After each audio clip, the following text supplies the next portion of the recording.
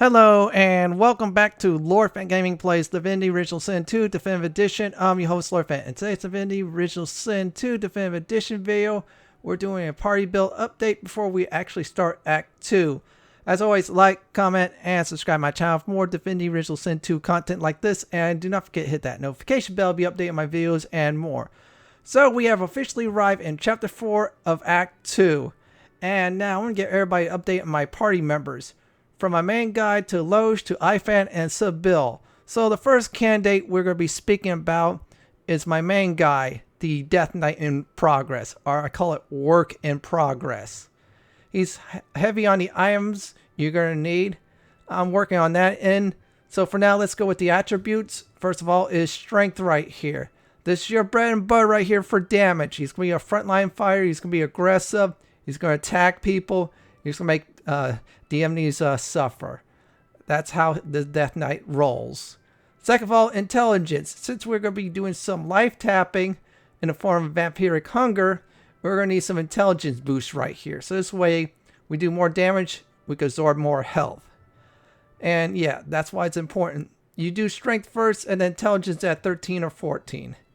Other than that, I would probably master memory and maybe wits for that critical hit. Oomph.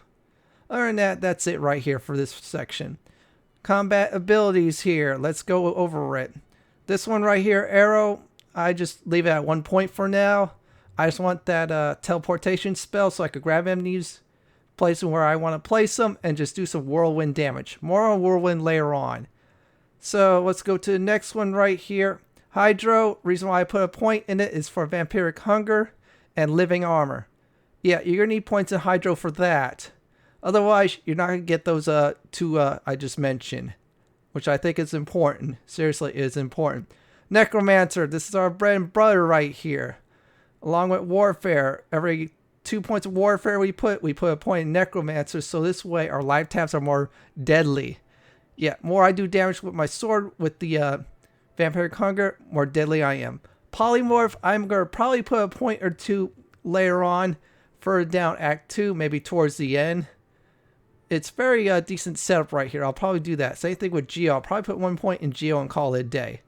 Scoundrel, I put a base point in there for adrenaline because when you use adrenaline, yeah, you get free action points. That's the main reason why I use point in Scoundrel right here. So that's also important if you are going to be doing this build. Warfare, this is your bread and butter. This is it here. What's great about Warfare is this simply. More damage you do melee-wise, more powerful you are if you have a whole bunch of points in Warfare. Max this out ASAP as a Death Knight. So my other advices I'll probably say is it's going to be a 2-to-1 ratio with Warfare and Necromancy. And it's a great setup right here. I just going to need to get the items. Next up is our civil abilities here. Here's the thing. I'm only picking one, which is Persuasion right here. Since this guy's going to be the party leader, I'm going to have him try to talk for most of the time, so things will definitely go our way. Since I have a strong point in strength, I'll be able to use more of the strength persuasion. So this way I'm like a bully, but that's my advantage. So now next up are the talents right here. Since I am a human, I got thrifty and ingenious right here. I'll briefly go over ingenious, why it's important for this build as a human. Executioner, when you kill a foe, you get your action points back. This is why I want it. You require 1 point in warfare. You pick this one, the pawn is out of the picture. And if you're a Death Knight, you want this. You seriously want this. I'm serious. You seriously want this. Ingenious, since I'm a human, I'm going to get a boost in critical hits, which is real cool. And a critical hit multiplier, which is really good. Seriously, it's really good. Living armor, this is very important right here for a Death Knight build. Adds 35% of all healing, and since I am absorbing health from foes in form of melee attacks when I have Vampiric Hunger activated, oh yeah, I get to heal more. Opportunist, very important for fighters. More opportunities of attack, more damage you get to do. When enemies try to move away from you, yeah, that's an opportunity right there to kill. Now, the last one I'm going to talk about is thrifty. Yeah, there's no choice on that. You just got to leave that alone. Seriously. Other than that, I think that's it for talents. I'm going to try to see further down the line on how everything is. I might give an update for Act 3 on this, so this is why I show everybody how far I got in this game here. So next up is the skill book. I am now doing the skills here. This is what you should have set up by now, by the time you end this act right here. Now, first of all, we're going to go over this ability right here, Armor of Frost. If things do get bad for magical armor, you pop this baby right here. Yes, it's very important because when you're life tapping, any excess health will automatically go to magic armor, which is really good. Vampiric Hunger, do not leave home without it. Try to make a book out of it, then learn it this ASAP. Requires 1 Hydro and 1 Scoundrel. You absorb life, 50% of damage, you get the absorb life for 2 turns. Really useful. Adrenaline. Frontline fighters, do not leave home without it. This includes Sebille the Assassin. Pop this baby, extra adrenaline points. Next turn, you're on a cooldown, less adrenaline points. It's a change off. Battling Ram, this is great right here. You charge a foe, boom, you knock them down, long as there's nothing in the way. That's the only downside. Great side is physical armor's gone. You charge them when there's 0 physical armor, you stun them. Whirlwind, this is perfect here. Reason why? Enemies surround you, you pop this baby, you take some of their physical armor away. Really useful. You want people around you, this is great right here. You pop it. Provoke, you provoke enemies, you get them around you. That's all you want, that's all you need. You taunt them, boom, they'll attack you. Really useful. Later on you get challenge, the upgraded version of Provoke, which is really good. Now, Battle Stump, this is great right here. It's another form of knocking enemies down. It's not bad. Most likely I'll replace it later on. And that'll do it for the Death Knight skills. Let's go to the demonstration portion of this video here. Now, here's the combat demonstration right here. I have 2 foes surrounded, so this is good right here. First of all, I'm doing Vampiric Hunger. At the time recording, I panicked a bit and did Armor of Frost down the line. Now, I'm going to try to do Battling Ram, see if I can ram foes and stun them. Since I cannot do the environment, is not to my advantage. Instead, I'm hitting Whirlwind. And I got some nice damage going on. I'm getting healed too. Yeah, and I panic a little bit with the Armor of Frost. When your magic armor is starting to get low, pop that. So we're deep in the battle now, and I'm still holding the same 2 foes together. Oh, yes, I am. So now what I'm going to do is I'm going to put a shield here. And it's going to protect myself. This is my emergency shield right here. It's alright, but it's just used for in case I am in trouble. There, magical armor is healed and physical armor. Now I'm just going to chop these foes apart. And I do need adrenaline point to finish this guy off here. So we're going to finish him off right now. There you go. I'm going to do a normal swing. I still have Vampiric Hunger. And I have that debuff where I cannot heal. Now when I kill a foe or attack a foe, I get healed no matter what. It bypasses the penalty, which is great. So overall, I just need to build up items like 2-handed swords, build up more strength, obviously, and warfare when I max out and get necromancy up there. That's it for this character here. Let's get to the next one. Next up is Lohse. She is our Tidalist, and let me tell you right now, she could crowd control, heal, do damage, and she's very powerful. I started her out as a plain healer. That kind of went well until certain points, and I decided just to amp things up. So first of all, let's talk about intelligence. This is your spell damage right here. More intelligence, more extra damage you do with your spells. This is very important here for casters. Now, wits right here is also important. I would probably say once you max out intelligence, go with wits. This way you could have more critical hits.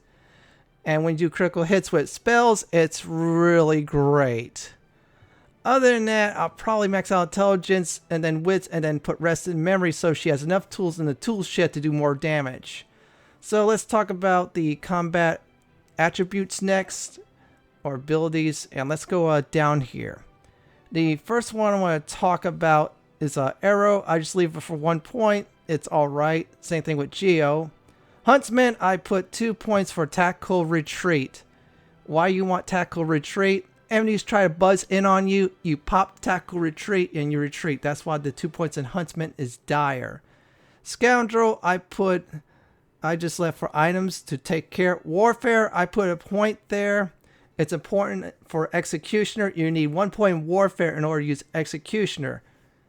And also Hydro, this is the bread and butter. I'm maxing this out ASAP. Why is that? I'm using water and ice to take care of business, from healing to crowd control to direct damage. And other than that, I'm going to probably say is I'll probably do points in dual wielding, since I am dual wielding wands. And I'll probably up my wand arsenal and items.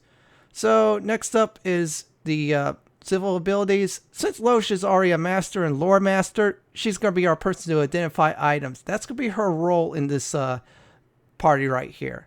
In other words, she's going to save us a whole bunch of money. Yeah, identifying items can be expensive. Well, Lohse will actually take care of that for you. And let's go over here to the talents. Now we're at the talent portion of this video here, so let's go over the talents, except for Ingenious and Thrifty. We'll briefly go over those since she is a human. So let's get the first one, Executioner. We get to do is when we kill an enemy, she gets 2 points. It's the same thing as the Death Knight. Don't leave home without it. She will be very powerful. She just pelts spells and take out enemies. She does it. She gets extra action points to do more damage and fun. Far Out Man. This will increase your distance right here when you cast spells. If you're a caster or someone using a ranged weapon, which includes bows and crossbows, extremely useful. For this build, you must have Hothead. When you have maximum vitality, you do a whole bunch of more damage. We're going to try to keep Lohse out of combat as quickly as possible and as much as we can, because she's still full health. She's going to do a whole bunch of full damage, and we want that. Now this one right here, because she's a human, she gets a crit multiplier, which is great for a Tidalist. And also crit chance too, increase that too. We're going to be increasing wits, and this does help with that. So this is great right here. Now, last but not leastly, we're given a throwaway talent, which is Thrifty. Yeah, that was throwaway. We could save money if we want to. So we'll get to the next portion of this video here. Let's talk about Restoration. This is her healing spell. We're going to be using this a lot. Yeah, more points in Hydro, more you could heal.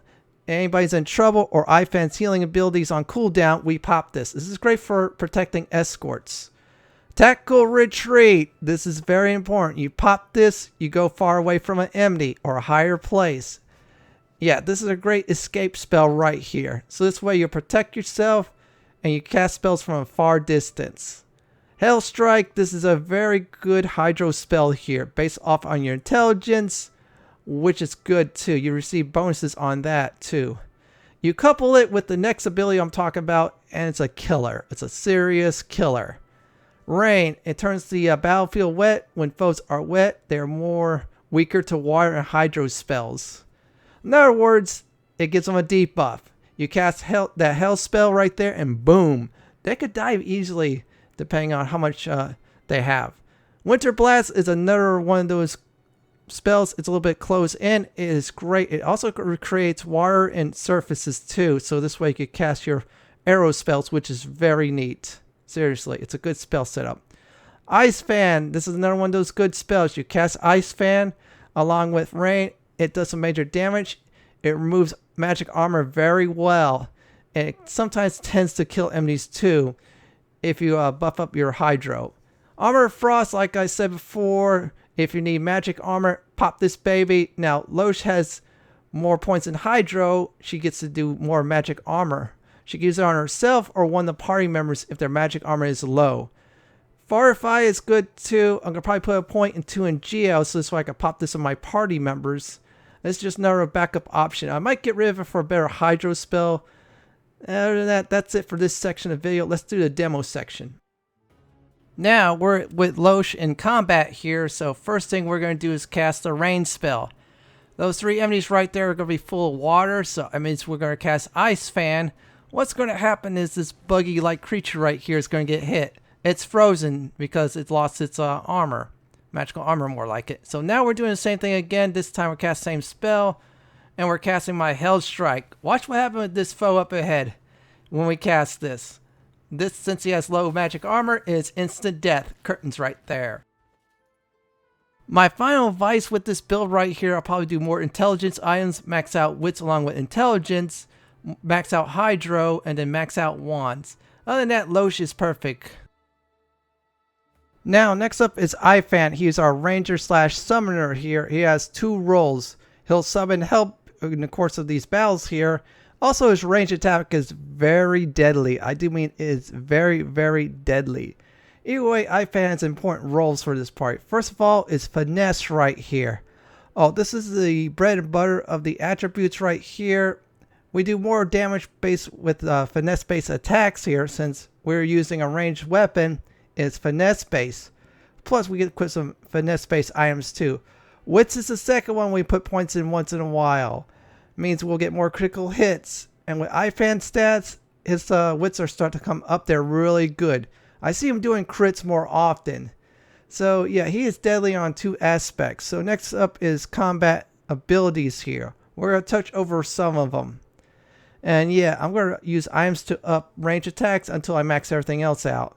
First of all is Huntsman. This is your bread and butter right here, part 1. You want to evenly put points into this and summoning here. More points in Huntsman, more damage you could do with range attacks. And we have some Huntsman abilities that are extremely deadly. I mean, it's really deadly. Definitely want points into that. Summoning, you want this too. This way you use summons. Later on, you get more powerful summons. Right now, we have a little guy named Munchie. When we summon that creature, he'll have more buffed up, which is really good. So we put more points into that. Warfare, I just put points into this right here. Reason being is I'm going to be using some talents and skills in that warfare tree. We'll leave it at 3 for now. Other than that, we max out summoning and huntsman. Then we'll go with the range attacks we're going to max out. So we'll get to the next portion of the video. Now we're done with combat talents. We're going to talk about civil abilities. Since Ifan already has good luck, we're going to max out his lucky charm. Here's the thing about this. When a character opens a chest here, if Ifan has lucky charm and this goes off, you have a chance of getting better items, which is what you really want. That's why Ifan's role is important for that. Now let's go with the talents. Arrow recovery. This is great right here. From time to time, I will be using special arrows just to do damage or cause enemies in extreme panic. When you pop a special arrow, you have a 33% chance of getting that said arrow back. Far out man, same thing with Lohse. More range damage. Since he's going to be using range for his crossbow, oh boy, he has that extra range to pop people. Especially useful if he's in a higher place and popping foes from a far distance that are low. Ingenious right here is your human talent. Again, it's your crit boost right here. Crit multiplier boost 2. Really good to have since I am putting points in wits, maxing it out. Now, after this one, I picked Pet Pal. You're saying, why? Access to quests. This game's all about questing. You want to take every advantage of getting experience points. Get Pet Pal, which is really good. Some conversations with the little squirrel-like creature is hilarious. Thrifty, it's alright. It's a racial ability since you're a human. And that does about cover it. Next up is your skills right here. So first of all, right here, this one's very important. Here's the thing, you summon a little creature here based on your summoning skills to get more powerful. This is like your first summoning you want. This little guy's very useful. You summon him on a puddle of water and he's great. Farsight right here, this one buffs up his magic abilities. Pop it on your little summon creature. He has more magic abilities to use and plus free magic armor, which is great. You do this in the first round summoning, of course. So we're going to talk about the next one up ahead, which is the opposite, which gives you 74 physical armor, more depending on how much more points you have in summon. It also gets whirlwind and rush. It gives the little summon creature a physical attack attribute, which is really nice. Really useful. Now this right here, you put on totem or a summon, their attacks are much, much more stronger. You put on a little guy like Munchie I always summon, he's a little bit more of a nasty damage dealer, kind of like a 5th party member. And let's talk about more. Elemental totems, I have this, so this way I pop these once in a while. They do physical armor attacks. You just keep on popping those. They add up, just trust me. I used those quite a few times at the start of this game, and it's really evil. Tackle retreat. You just teleport to a place where you want it to go if it's higher or away from foes. This is extremely useful. Never leave home without it. Same thing with Lohse, she uses this too. First aid, this is Ifan's healing ability right here for the Huntsman. We use it, we heal. Lohse's healing ability is on cooldown. Boom, Ifan pops his in. And people get healed. This is very important. So it's like a backup situation. Sky Shot's not bad. It does some nice damage. And if you remove a physical armor, yeah, that damage does show and it's great to have. Now, this last one I had to pick because I didn't find anything else at the time was Ricochet. This one hits multiple enemies. It's alright. I'll find something else later on in the game, but for now, it's just here as a placeholder. So let's get to the demonstration part of this video right up ahead. So now we're in this situation right here. So this first round of Ifan, we're going to do some summons. There's a creature up ahead. However, we summon our little guy, which we're calling Munchie for example. We're going to buff up Munchie. He does not have the third buff due to the fact I have low memory at the time of recording this battle here. So we're going to buff up Munchie, buff up much as him as possible. Now it's Munchie's turn. He's just going to whack away at these foes right here. So we're going to try to figure out which one to do. We're going to remove some physical armor. That's what we're going to do. We're going to do it one more time to set up a killing blow later on. Same enemy. It's causing problems. And Ifan just did a assassination shot. And that's great right there. So from here on out, we're summoning a totem so we help out our other party members to do physical armor damage to foes, which is really good. And that's why we are dominating the battlefield with Ifan. So that's probably going to be it right here as we see the totems helping killing enemies. The only thing I do with Ifan at this point is probably more range items. Other than that, max out summons and huntsmen. So we're going to talk about Sebille next. Now, Sebille right here is our assassin slash backstabber slash duelist. Yeah, she's equipping 2 daggers at all times. And let me tell you, backstab in Divinity Original Sin 2 is so wrong and OP'd if you know what you're doing. She's going to be ripping off physical armor of enemies real quick, especially on casters. Now, finesse, since she is using daggers, here's the thing. She does more damage. So, finesse-based weapons, that means more damage with finesse-based weapons like daggers. You want to pump this out ASAP. And then you want to pump out wits. More critical chance percentage, also more critical damage.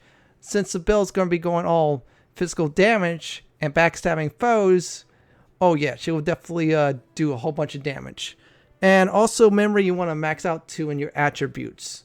So we're going to get to the next portion of the video is the combat abilities. Here's our combat abilities here we're going to be talking about. We'll cover over some. Dual wielding. Here's the thing. Since Sebille is dual wielding daggers, she gets more damage every time she dual wields. Also more dodging too. Since this is a duelist build, yeah, you definitely want this maxed out ASAP. You want it max. Scoundrel, we only putting 3 points in because if we put in 5 points, there's a special skill you could get with that, which is more damage. I'll probably do it towards end game, so this way Sebille does more damage towards the end. Now, Warfare, I'm just keeping this up for now too. This is another bread and butter her abilities here. And here's the great thing about Warfare here. More physical damage. Since Sebille is using daggers for physical damage, she gets to wreck things. And that is great right here. Overall, once I max those 2 out, I'll probably do Scoundrel and probably look for items for the 3 I just mentioned. So we're going to talk about is civil abilities, if they are civil with Sebille. First of all, sneaking. I'm alternating between that and thievery. We just pull her out of combat before we actually start. She goes sneaking around. She can position herself while everybody distracts the enemies. She goes in, buzz a caster. It could take out a caster. Then they'll notice, and it's great. Thievery, it's for those chests. We're going to put points in that too eventually. We'll alternate between the 2. And for instance, you want that chest unlocked. This is the skill you want. So we're done here. Talk about the talents next. So let's talk about our talents here next. First of all, there's 2 elven ones I'm going to try not to touch up on. So I'll try speed through those 2. Astral knowledge, that's just 1 point in Lore Master, which is alright. Skip that. Corpse Eater just lets you eat corpses. That's kind of boring there. So let's get the more important ones here. So let's do Opportunist. Again, gives you ability to do opportunity attacks if enemies try to move away from Sebille. Yeah, that's opportunity attack right there, and Sebille could do some damage, especially to try and run away from her. Now, the next one I pick is more defensive in case Sebille gets in trouble. Parry Master gives you 10% in dodging while dual wielding. She is going to be holding 2 daggers during this entire game, so that 10% bonus will be constant on her for dodging. And with dual wielding skills, yeah, we're going to boost that too, so it should be a dodging machine too. The pawn here, this is very simple. I just use it so this way she moves around the battlefield more often. The assassin's more about a positioning, so she wants to position it to get behind the enemy. Well, those free points do help, which is really good though. I mean, it's really good for Sebille. So now we're in the skills section for our assassin here, so let's talk about that. First of all, Adrenaline, that's 2 free action points this turn. Next turn, she loses 2 action points. It's on cooldown period. However, this is like action points right away. Sets up perfect for assassinations and backstabs, possibly take out enemies. This right here will give her 1 action point and a 10% boost of damage for 2 turns. Cost of 3 constitution, which is really good. So couple that with adrenaline, that's 3 free action points for her to do some serious backstabbing. Backlash, this positions you towards the back of the enemy, so this way you do backstab damage. Really useful. You pop this, you do damage, you'll be behind the enemy, and you start stabbing them in the back constantly. You couple that with the other 2, it's game over. Throwing knives, you do physical damage, enemies run away. Their backs turned to you, you throw their knife, stop them from escaping. It's a great ability I use. I'll probably toss that later on for something more deadly, but for now, I'm keeping it. Sawtooth knife right here. This is very good right here. Physical armor goes bye-bye, bleed damage for X amount of rounds, which is really good for Sebille. You definitely want that. Really useful. Cloak and Dagger, if you're stealth, you could do is teleport behind an enemy and you can start to do some serious damage to them. It's really useful for being outside combat to get inside combat to attack somebody else, and it's great. Now this one I picked right here, so this way enemy's physical armor is gone, I can just knock them down. Same thing with the Death Knight. I use that for Sebille once in a while. Really useful for crowd control mainly. Now this one right here, if they are running, yeah, they take damage. This is really useful to rupture tendons, slow them down, and just simply beat them up afterwards. Now this last one right here I'm going to talk about is just magical armor. In case Lohse doesn't do the job, magic armor is gone. I could chloroform a foe, put him to sleep.